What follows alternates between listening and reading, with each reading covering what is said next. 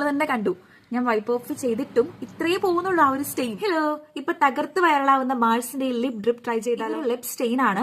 നമ്മൾ അപ്ലൈ ചെയ്തിട്ട് തുടച്ചു കളഞ്ഞതിന് ശേഷവും ആ ഒരു സ്റ്റെയിൻ നല്ലപോലെ ലാസ്റ്റ് ചെയ്യുമെന്നാണ് പറയുന്നത്.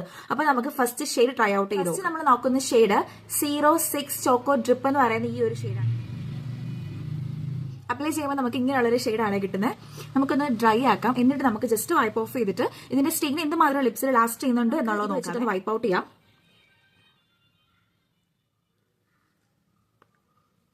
ഇത്രയും സ്റ്റെയിൻ ആണ് വന്നിട്ടുള്ളത്, ബാക്കിയെല്ലാം ലിപ്സിൽ തന്നെ ഉണ്ട്.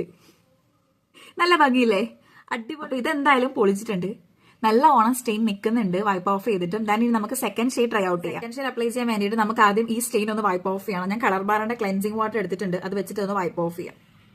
ക്ലെൻസിങ് വാട്ടർ മേക്കപ്പ് റിമൂവർ ഒക്കെ എടുത്ത് നമ്മൾ റിമൂവ് ചെയ്യുകയാണെങ്കിൽ ഈ സ്റ്റെയിൻ പെട്ടെന്ന് പോവേ.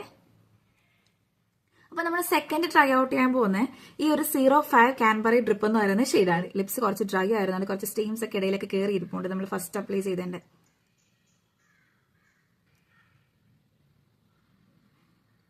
05 അപ്ലൈ ചെയ്തതിന്റെ ഫൈനൽ റിസൾട്ട് ഇതാണ്. ദിവസം വെച്ചിട്ട് ഒന്ന് ടാപ്പ് ചെയ്ത് നോക്കുകയാണ് സ്റ്റെയിൻസ് വരുന്നുണ്ടോ എന്ന്.